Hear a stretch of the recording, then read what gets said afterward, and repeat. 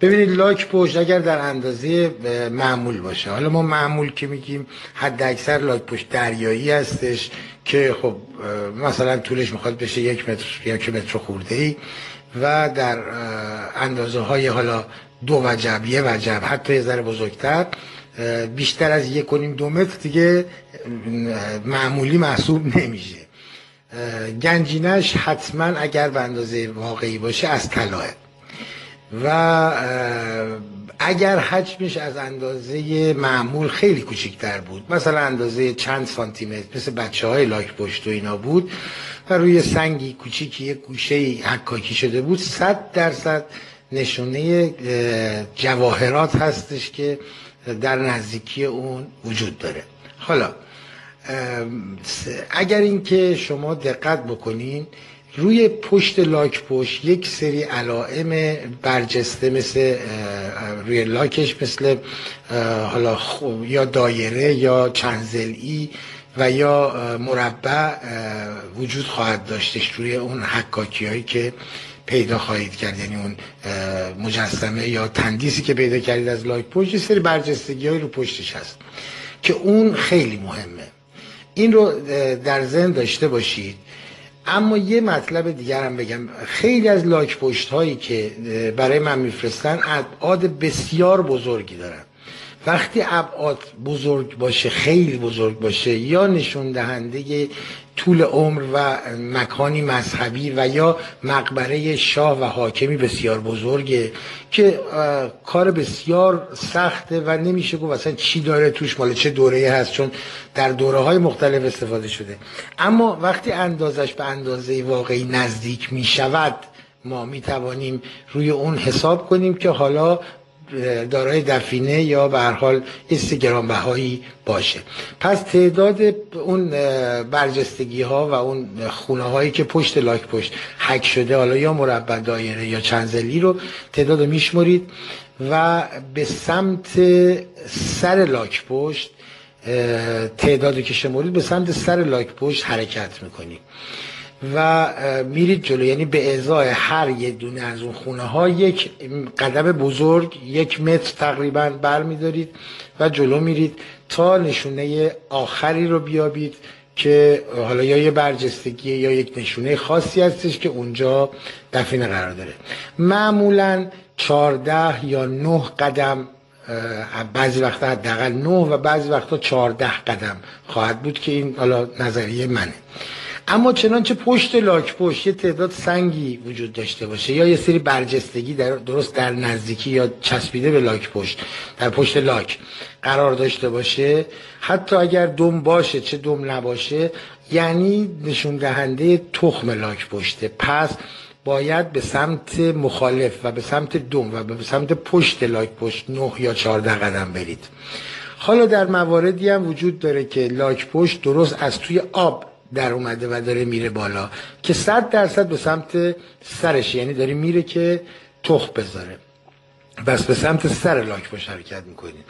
و گاهی هم لاک پشت سرازیر شده داره میاد به سمت آب، خیلی نزدیک به آب شده دیگه، به سمت سر نیست، به پشت لاک پشته، یعنی تخمشو گذاشته داره برمیگرده. اما در کل باید اون مطلب اولی که توضیح دادم رو در نظر بگیرید و اینا موارد خاص هستن که خدمتتون عرض کردم. اما در مورد با مارمولک یا آفتاب پرست یا همچین چیزی بعد خدمتتون عرض کنم که معمولا باید از انتهای دم تا ابتدای سرش رو اندازه گیری کنین و به سمت سرش حرکت کنید، یعنی طول رو اندازه بگیرید، به ازای هر 1 سانت 1 گام یا 1 قدم یا 1 متر بردارید برید جلو و نشونه بعدی یا نشونه آخر رو باز که یک برجستگی یا تعدادی سنگ یا یک به هر حال نشونه خاصی باید باشه که از نشونه های تثبیتی هستش رو پیدا کنیم.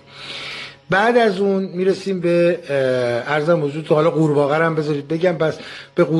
قورباغه اگه در حالت همون ایستاده، یعنی نشسته یا ایستاده اصطلاحاً قرار گرفته، مثل همون آفتاب پرستات از سرش تا دمش اندازه تا انتهای بدنش اندازه بگیرین و در حالت به سمت سرش حرکت بکنید و به ازای هر 1 سانت 1 قدم وردارید برید جلو. حالا اگر چنانچه قورباغه یک حالت جهش داشت و انگار که داره میپره و بلند شده از جاش، اون موقع 100% در روبروی این مکان باید یک آبی عبور کنه که محل یه قبری هستش، اون طرف آب خواهد بود، در شیب اون طرف آب خواهد بود، پس از محل یافتن نشانه دورتر هستش. اما در رابطه با، البته تو ایران خیلی کم پیدا میشه اما به هر حال وجود داره قورباغه. اما در رابطه با عنکبوت که اونم خیلی کم اما بسیار از علائم خطرناک هستش و باید دقت بفرمایید. معمولا در داخل چاهای قدیمی که مثلا حالا پیدا میشه، دهنه بسته یا چای به هر حال دور افتاده هست یافت میشه، یا توی غارها پیدا میشه که در غارها باید در نظر داشته باشید که روبروی اون باید یک، یعنی جایی که اینو پیدا کردید در روبروش چاهی مستتر و قایم کرده باشن که باید پیدا کنید که دفینه درست تو همون چاه هم قرار داره، اما حتما دارای تله هست، حتما دارای تله هست. تاکید میکنم یکی از موارد بسیار خطرناک عنکبوت یا همون روتیل، حالا اصطلاح ما بگیم بهتره، حتما دارای تله خواهد بود. حالا تله ریزشی هست، تله نمیدونم چاه هست، بسیار خطرناکه. پس اصلا بدون داشتن یک راهنمای خیلی کار درست دست به عملی نزنه توی یه همچین قضیه. در مورد حالا نشونه بعدی همون سوسمار که مثلا همون آفتاب پرست باید در نظر بگیریم. این سوسمار معمولا باید اینو در نظر داشته باشید که احتمال این که دفینه در قسمت ارزم بزرگتون زیر گردنش هم باشه هست، اما بهتر طولش اندازه بگیرین و به سمت سر سوسمار حرکت کنید، به سمت جلو برید تا یک محل مخفی رو بیابید که دفینه سوسمار هم اونجا قرار داره. پس مثل تقریبا مارمولک هستش. خب بعد از این موارد که خدمتون حالا تقریبا کاملا توضیح دادم، میرسیم